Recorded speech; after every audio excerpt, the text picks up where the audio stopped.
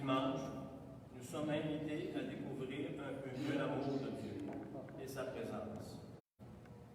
Comme à ses disciples, Jésus nous pose aujourd'hui la question: pour vous, qui suis-je? De tout notre cœur, cherchons à mieux le connaître. Levons-nous et accueillons cette bonne nouvelle. Bonne célébration. Bonjour.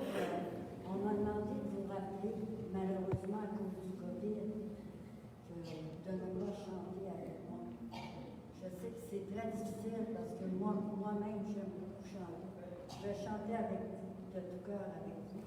Puis on va l'offrir pour tous ceux qui souffrent du COVID, qui luttent contre le COVID. Merci et bonne célébration.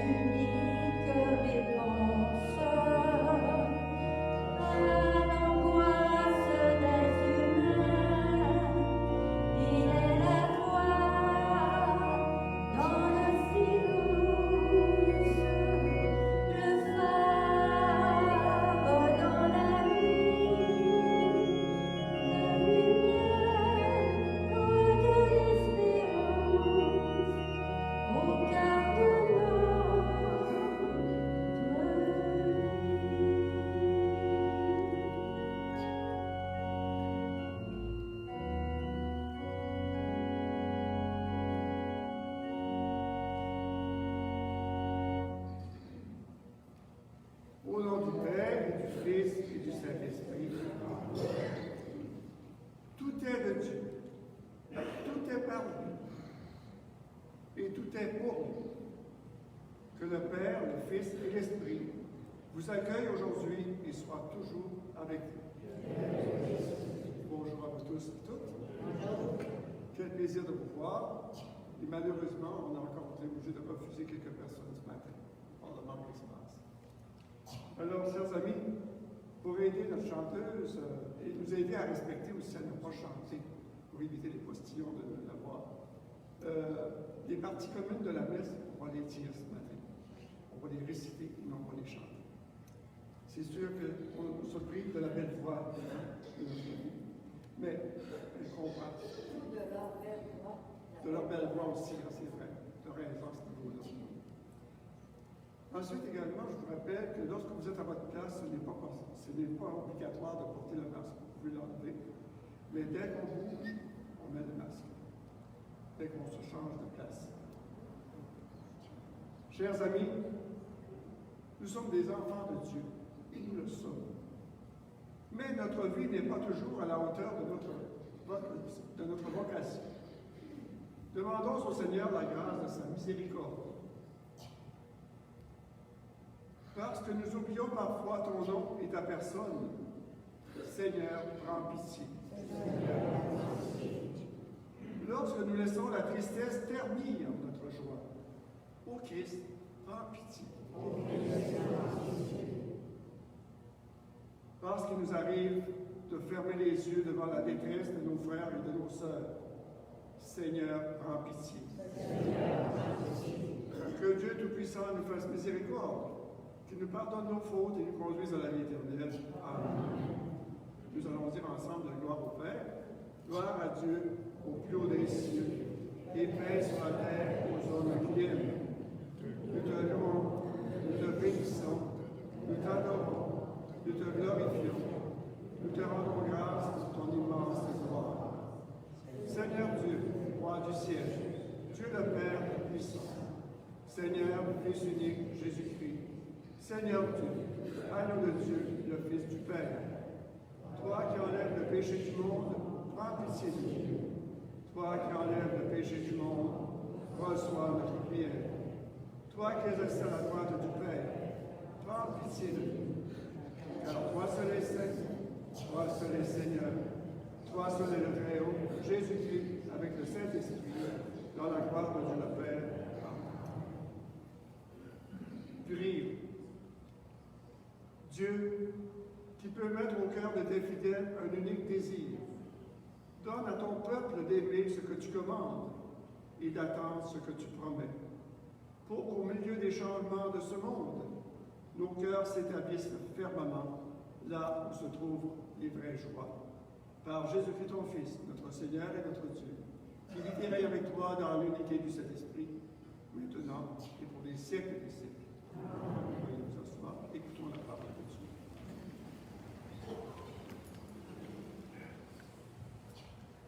Je mettrai sur mon épaule la clé de la maison de David. Lecture du livre du prophète Isaïe. Parole du Seigneur adressée à Shebna, le gouverneur. Je vais te chasser de ton poste, t'expulser de ta place. Et, ce jour-là, j'appellerai mon serviteur Eliakim, fils d'Elsias. Je le revêtirai de la tunique, je le ceindrai de ton écharpe, je lui remettrai tes pouvoirs. Il sera un père pour les habitants de Jérusalem et pour la maison de Juda. Je mettrai sur son épaule la clé de la maison de David. S'il ouvre, personne ne fermera. S'il ferme, personne n'ouvrira. Je le planterai comme une cheville dans un endroit solide. Il sera un trône de gloire pour la maison de son Père. Parole du Seigneur.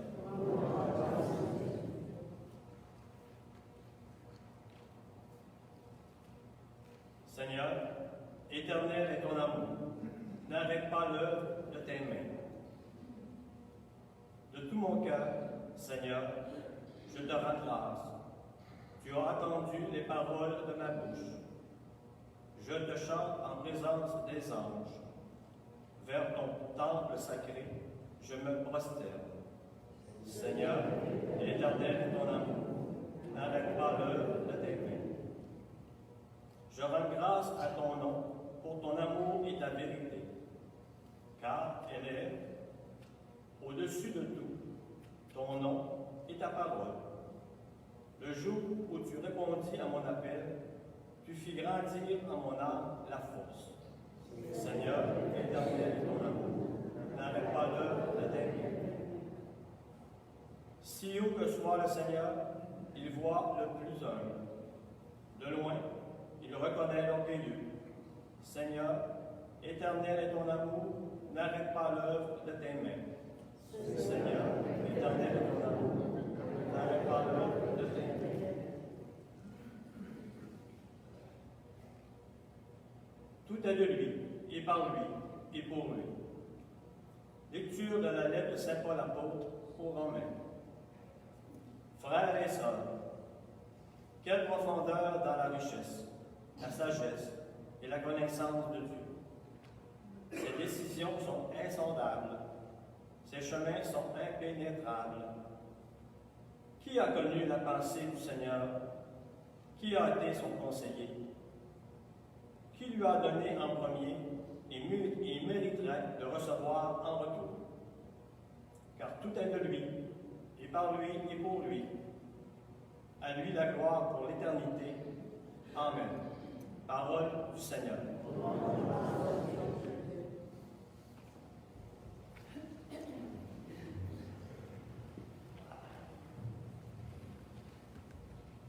Alors ensemble, Alléluia, Alléluia. Et sur cette pierre, je bâtirai mon église, et la puissance de la mort ne l'emportera pas sur elle. Alléluia, Alléluia.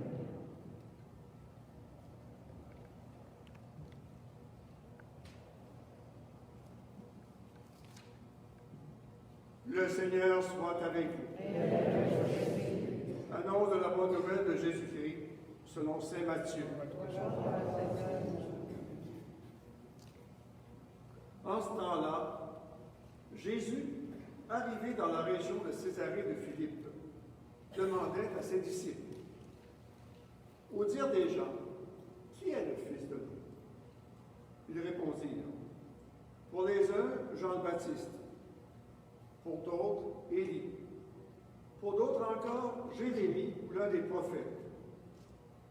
C'est alors que Jésus leur demanda de nouveau, et vous, que dites-vous?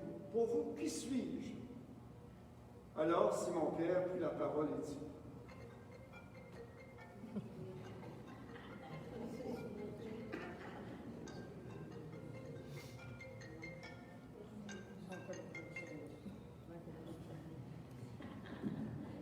je m'excuse. Alors Simon-Pierre prit la parole et dit, tu es le Christ, le Fils du Dieu vivant. Et prenant la parole à son tour, Jésus lui dit, heureux es-tu, Simon, fils de Jonas. Ce n'est pas la chair et le sang qui t'ont révélé cela, mais mon Père qui est aux cieux. Et moi, je te le déclare. Tu es Pierre, et sur cette pierre, je bâtirai mon Église, et la puissance de la mort ne l'emportera pas sur elle.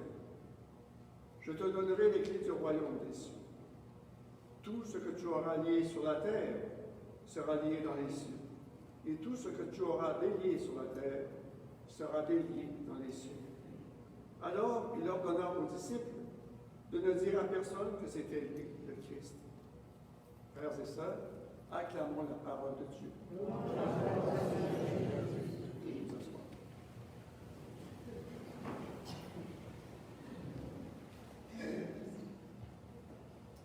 Parmi les apôtres,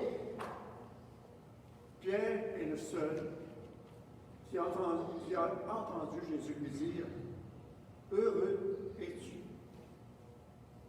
Il est également aussi le seul qui ait reçu d'aussi solennelle promesse. « Tu es Pierre, et sur cette pierre je bâtirai mon Église. Je te donnerai les clés du royaume des cieux. Et tout ce que tu auras lié sur la terre ou délié sur la terre sera lié ou délié dans les cieux. » Pourtant, Pierre comme tel, était-il vraiment un grand homme?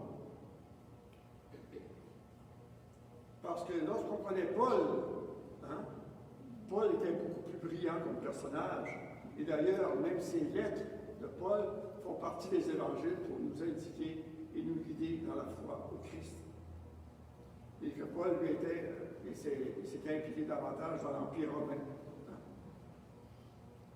Alors, on peut dire que Pierre n'est pas un héros sans défaut et sans faille. Ce qui fait que, malgré les siècles, l'éloignement des siècles et tout ça, Pierre demeure un des nôtres, demeure proche de nous. On le sent comme nous. Parce que lorsque Jésus l'appelle, c'est donc un homme ordinaire, avec une famille, un métier, un pêcheur des bords du lac de Tibériade. Pierre est un homme généreux et prompt à répondre à l'appel de Jésus. Il a du courage. Il n'hésite pas à sauter à l'eau, à la mer, ou à tirer l'épée. Mais sa fragilité, c'est une certaine lâcheté. Aussi impulsif peut-être que son courage. Vous savez, même après la Pentecôte, nous le voyons tantôt très sûr de lui, comme lorsqu'il va guérir le boiteux de la belle porte du temple. Mais tantôt hésitant aussi, incapable de se tenir debout à une décision ferme. C'est ainsi qu'à Antioche, lorsqu'il s'agit d'admettre des païens dans la communauté sans leur imposer les règlements et coutumes juives, Paul doit intervenir fermement afin que Pierre se tienne debout et ne revienne pas sur la décision libératrice. Par peur des qu'en dira-t-on de ceux des traditionnalistes de Jérusalem. En fait, Pierre est un homme avec des qualités, mais aussi avec des défauts. Et Jésus a fait de Pierre son collaborateur et ami en le laissant tel qu'il est, sans le changer. En fait, ce qui compte en vérité pour lui, pour nous, devant Dieu, n'est pas qu'il ait été violent ou faible, courageux ou lâche. Qu'est-ce qui est important? C'est que sa vie a pris sa plénitude de sens par rapport à Jésus, le Christ. Pour moi, vivre, c'est le Christ, dit Saint Paul. Mais pour Pierre aussi, c'est vrai. Parce que malgré ses faiblesses, Pierre était un amoureux passionné de Dieu et de Jésus. Ce que le Christ a fait pour Pierre, il peut et veut le faire aussi pour chacun et chacune d'entre nous. Nous ne sommes ni des génies, ni des héros. Mais la question de Jésus nous est posée aujourd'hui. Pour toi, qui suis-je? C'est-à-dire, quelle place est-ce que j'ai dans ta vie? Qu'est-ce que je représente pour toi? Que dis-tu de moi? Me donnes-tu du temps? Me fais-tu confiance? Et je ne vous demande pas de répondre trop vite. Prenez le temps de répondre. Parce que vivre en disciple du Christ ne consiste pas seulement en un état sentimental, mais c'est de donner sa vie quotidiennement, et cela engage beaucoup. Chacune de nos vies contient des faiblesses et des erreurs, des infidélités parfois. Le Concile Vatican II a défini que l'Église était le peuple de Dieu. Il est impossible d'être chrétien et d'avoir la foi seule. La non-pratique religieuse, l'éloignement de la communauté chrétienne, provoque souvent l'atrophie et la disparition de la foi. Lorsque les gens disent qu'ils sont des chrétiens pratiquants, ils veulent souvent dire qu'ils vont à la messe du dimanche. Mais être chrétien, pratiquant, c'est beaucoup plus que d'assister aux liturgies dominicales. C'est aussi pratiquer la justice, la fraternité, l'hospitalité, le respect des autres, agir avec justice dans les affaires, dans le commerce, dans l'industrie, pardonner les offenses, aimer ses ennemis, être des promoteurs de paix. C'est aussi refuser la violence et être capable d'être tolérant. Vous savez, il y a Dietrich Bonhoeffer, qui est un grand théologien allemand, protestant, qui était très bien connu et qui a été pendu par les nazis pour ses idées religieuses, pour sa défense des Juifs. Ce dernier, lorsqu'il était vivant, posait à ses paroissiens de Berlin la question suivante. Si aujourd'hui on vous accusait d'être chrétien, est-ce qu'on trouverait suffisamment de preuves pour vous condamner? Si on vous accusait d'être chrétien aujourd'hui, vous autres, est-ce qu'on trouverait assez de preuves pour vous condamner? Ou si vous êtes... On pense hein, comme si de rien n'était. On essaie de ne pas avoir trop d'épines, puis de ne pas déranger trop de monde. Hein? Est-ce que c'est ça notre vie de chrétien ou de chrétien? Il y a l'abbé Pierre, que vous avez sûrement connu également, qui est l'apôtre des pauvres. Et nous arrivons à la fin de notre vie, il disait ceci. On ne nous demandera pas si on était croyant, mais si vous avez été crédible. C'est-à-dire si nos actions correspondent à notre profession de foi. Ce n'est pas ceux et celles qui disent « Seigneur, Seigneur » qui vont entrer dans le royaume des cieux, mais ceux et celles qui feront la volonté de mon Père. Chers amis, c'est sûr qu'on n'est pas parfait, mais le christianisme est une grande espérance. Il a aussi ses exigences évangéliques. Nous devons continuellement vérifier notre pratique religieuse, parce que c'est facile de s'encrasser un petit peu dans la routine. Certes, la COVID vient de nous déranger un petit peu dans notre pratique, dans notre façon de pratiquer. Comme si on était obligé de retourner à nos sources intérieures, avec Dieu qui nous parle dans notre cœur. Et en même temps, être capable de regarder l'autre et faire attention à l'autre, qui que ce soit. En même temps, il faut toujours se poser la question, quelle est la qualité de mon adhérence au Christ? Pour vous, qui suis-je? Déterminera le genre de chrétien que nous sommes. Mais le Christ, lui, est toujours fidèle, malgré que des fois on tire des pieds, hein, on prenne les pieds, malgré qu'on a de la misère à parler quand c'est le temps de dire ce que nous croyons. Jésus dit à ses apôtres, et il nous le dit chaque jour, confiance, c'est moi, et n'ayez pas peur. Tout est de lui, tout vient de lui, et tout est pour lui. Écrit Saint Paul dans la deuxième lecture. Dans notre fragilité, il dépose sa force si nous lui permettons de la déposer sa force. Alors nous sommes rendus stables comme d'un piquet qu'on enfonce dans le sol, ferme, comme on dit dans la première lecture. Nous recevrons des rochers sur lesquels peuvent s'appuyer nos sœurs et nos frères. C'est ce que nous devrions être comme chrétiens et chrétiennes.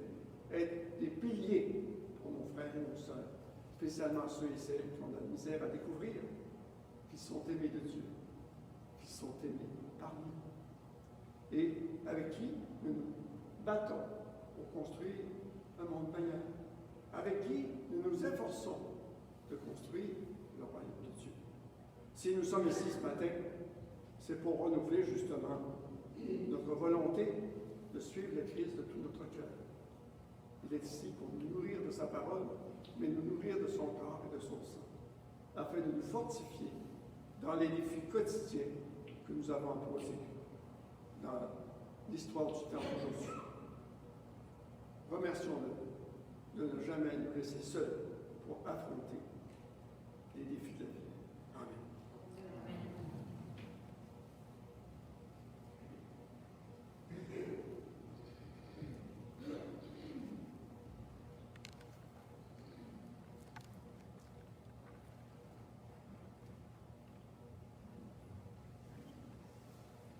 Redisons ensemble notre profession de foi. Je crois en Dieu, le Père puissant, Créateur du ciel et de la terre, et en Jésus-Christ, son Fils, notre Seigneur, qui a été conçu du Saint-Esprit, né de la Vierge Marie, à se faire sous Ponce Pilate, a été crucifié et est mort.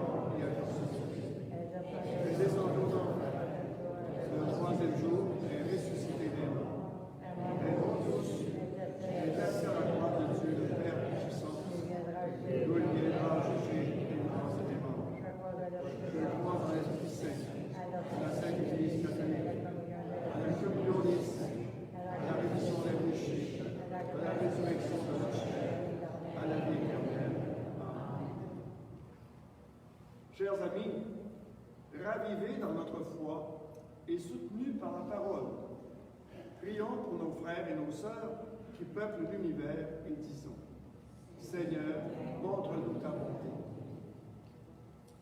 Pour les gens qui cultivent la terre et consacrent leur vie à nourrir l'humanité, afin qu'ils travaillent dans la joie et le respect de l'environnement, prions le Seigneur. Seigneur, montre-nous ta bonté. Pour les personnes malades et pour celles qui les soignent, afin qu'elles puissent bénéficier de toutes les ressources dont elles ont besoin, prions le Seigneur. Seigneur, montre-nous ta bonté. Pour ceux et celles qui se consacrent à l'éducation de la foi, afin que leur recherche incessante de Jésus les garde dans la sérénité et la joie, prions le Seigneur. Seigneur, montre-nous ta bonté. Pour les prisonniers, les sans-papiers, les exilés, les migrants, afin qu'au cœur de leur détresse, ils arrivent à trouver du réconfort et du soutien, prions le Seigneur. Seigneur, montre-nous ta bonté. À l'approche de l'année scolaire, où les professeurs se préparent à accueillir les étudiants, où les étudiants également ne savent pas trop comment ça va se passer avec le masque dans les écoles, dans les activités, que ce soit à quel niveau que ce soit au primaire, secondaire ou même collégial ou universitaire. Bien d'inquiétudes subsistent encore pour savoir est-ce que ce sera virtuel la rencontre, l'enseignement ou en personne. Et on sait très bien qu'il y a toute une dynamique dans une classe, dans une salle de classe, où on se stimule mutuellement, on s'encourage mutuellement et on s'aide mutuellement aussi à découvrir les nouveaux aspects que n'a pas dit le professeur. Alors, face à toutes ces personnes, face aux parents aussi, qui sont inquiets, qui n'ont pas à tout ce qui peut se passer, ayons confiance et demandons au Seigneur de nous éclairer et d'enlever cette énervosité parfois qui devient paralysante, afin de pouvoir nous préparer mieux à vivre cette étape de l'année scolaire avec confiance. Prions le Seigneur. Seigneur, montre-nous ta bonté. Seigneur, toi qui entends notre prière, guide nos pas dans notre marche vers le royaume. Révèle ta présence et viens nous sauver. Toi qui règnes maintenant et pour les siècles des siècles. Amen.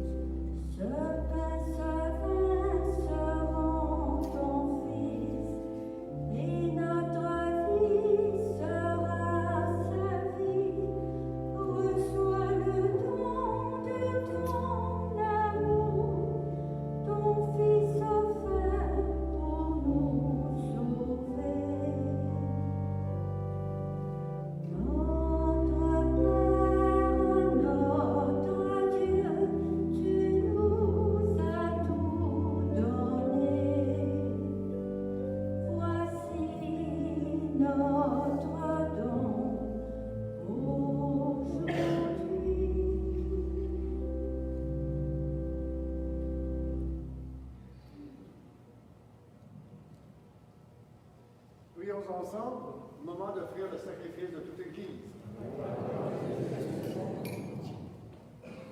Par l'unique sacrifice de la croix, tu t'es donné, Père très bon, un peuple de fils et de filles. Accorde-nous dans ton Église la grâce de l'unité et de la paix, par Jésus ton Fils, notre Seigneur. Le Seigneur soit avec vous. Élevons notre cœur. Rendons grâce au Seigneur notre Dieu. Vraiment, il est juste et il est bon de te chanter louange et gloire. À toi, Seigneur, Père d'infinie bonté. Oui, il nous est bon de te rendre grâce et de te bénir, car à la parole de ton Fils annonçant l'évangile du salut, tu as rassemblé ton Église de tous les pays, de toute langue et de toute culture, et tu ne cesses de la vivifier par ton esprit pour faire grandir jour après jour l'unité du genre humain. En témoignant de ton amour, elle ouvre à chacun et à chacune les portes de l'espérance. Elle devient pour le monde un signe de ta fidélité que tu as promise à tous les âges dans le Christ. C'est pourquoi nous te glorifions sur la terre comme tu es glorifié dans les cieux. Et ensemble, nous proclamons d'une seule voix avec toute l'Église. Saint, Saint, Saint, le Seigneur, Dieu de l'univers. Le ciel et la terre sont remplis de ta gloire. Hosanna au des cieux. Béni soit celui qui vient au nom du Seigneur. Hosanna au des cieux. Vraiment, tu es saint et digne de louange, Dieu qui aime les enfants, toi qui es toujours avec eux sur les chemins de cette vie. Vraiment, ton Fils Jésus est béni, lui qui se tient au milieu de nous, quand nous sommes réunis en son nom, comme autrefois pour ses disciples. Il nous ouvre alors les Écritures et nous partage le pain.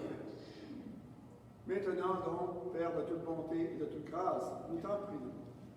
Envoie ton Esprit Saint, afin qu'il sanctifie nos offrandes, et que ce pain et ce vin deviennent pour nous le corps et le sang de ton Fils, Jésus-Christ, notre Seigneur. La veille de sa passion, la nuit de la dernière scène, il prit le pain, il rendit grâce, il le rompit, et le donna à ses disciples en disant: Prenez et mangez-en tous. Ceci est mon corps, livré pour vous.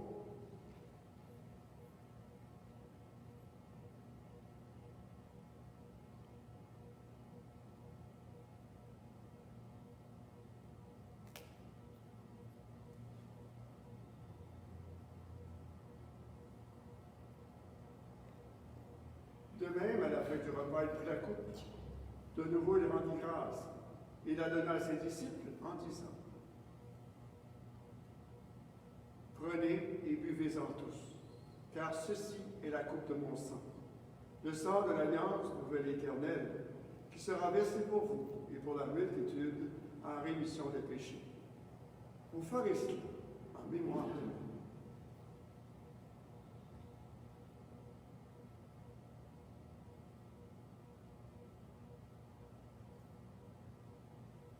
Il est grand le mystère de la foi.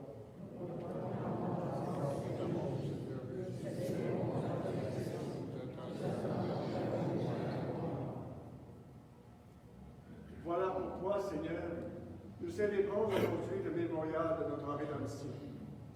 En rappelant la mort de Jésus-Christ et sa descente au séjour des morts, en proclamant sa résurrection et son ascension à ta droite dans le ciel, en attendant ainsi qu'il vienne dans la gloire, nous t'offrons son corps et son sang, le sacrifice qui est digne de toi et qui sauve le monde. Regarde, Seigneur, cette offrande que tu as donnée toi-même à ton Église. Accorde à tous ceux et celles qui vont partager ce pain et boire à cette coupe, d'être rassemblés par l'Esprit Saint en un seul corps, afin qu'ils soient eux-mêmes dans le Christ une vivante offrande à la louange de ta gloire. Et maintenant, nous te supplions, Seigneur, rappelle-toi tous ceux et celles pour qui nous offrons ce sacrifice. Le pape François, notre évêque René, tous les évêques, les prêtres, les diacres, les agents pastoraux et ceux qui les assistent, les fidèles qui présentent cette offrande, les membres de notre assemblée, le peuple qui t'appartient, et tous les hommes et les femmes qui te cherchent avec droiture. Souviens-toi aussi de nos sœurs, de nos frères, qui se sont endormis dans l'espérance et dans la paix du Christ, et de toutes les morts dont toi seul connais la foi. Et nous pensons ce matin à Dame Ghislaine Lapointe, et pensons également à tous nos parents et amis défunts. À nous qui sommes tes enfants, accorde, Père très bon, l'héritage de la vie éternelle auprès de la Vierge Marie, la bienheureuse Mère de Dieu. Saint Joseph, son époux, les apôtres, les saints et les saintes de tous les temps, dans ton royaume, où nous pourrons, avec la création tout entière, enfin libérés du péché et de la mort, te glorifier par le Christ notre Seigneur, par qui tu donnes au monde toute grâce et tout bien. Et comme disait saint Paul, quand on est en lien, quand on est amoureux fou, comme Pierre et Paul, de Jésus, alors nous avons sa force pour être par lui, avec lui et en lui. Alors c'est pourquoi, une fois de plus, ensemble, nous allons dire, par lui, avec lui et en lui, à toi, Dieu Père puissant, dans l'unité du Saint-Esprit, tout honneur et toute gloire pour les siècles des siècles. En frères et sœurs que nous sommes, et comme Jésus nous l'a enseigné, avec confiance, disons, notre Père, qui es aux cieux, que ton nom soit sanctifié, que ton règne vienne, que ta volonté soit faite sur la terre et au ciel. Donne-nous aujourd'hui notre pain de ce jour. Pardonne-nous nos offenses, nous pardonnons aussi à ceux qui nous ont offensés, et ne nous laisse pas entrer en tentation, mais délivre-nous du mal. Délivre-nous de tout mal, Seigneur, et donne la paix à notre temps. Par ta miséricorde, libère-nous du péché. Rassure-nous devant les épreuves en ces vies, où nous espérons le bonheur que tu promets et l'avènement de Jésus-Christ, notre Sauveur.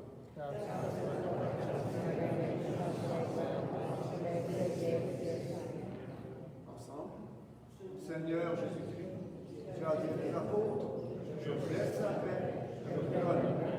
Ne regarde pas nos péchés, mais la foi de l'Église. Pour que ta volonté s'accomplisse, donne toujours cette paix, et conduis-la vers l'unité parfaite, toi qui règnes pour les siècles des siècles.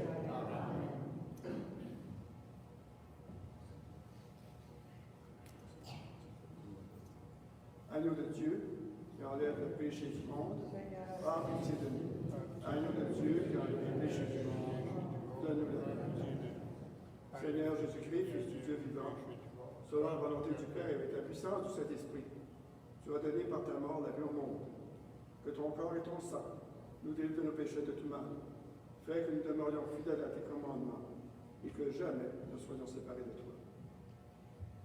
Heureux sommes-nous d'être les invités au repas du Seigneur. Voici Jésus-Christ, l'agneau de Dieu, qui enlève le péché du monde.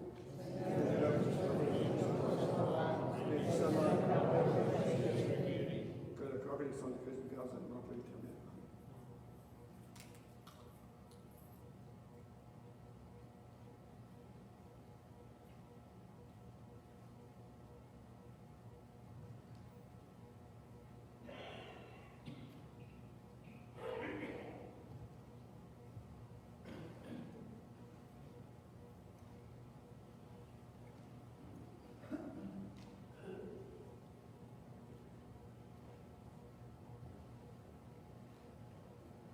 Alors, chers amis, vous savez, on n'a pas le droit on vous demande de ne pas parler quand on va vous donner la communion. Ne dites pas Amen, vous le dites dans votre cœur simplement. Et c'est pourquoi, avant d'aller vous partager la communion, vous savez que la communion ne se donne plus sur la langue, c'est défendu, c'est dans votre main. Le corps du Christ. Amen.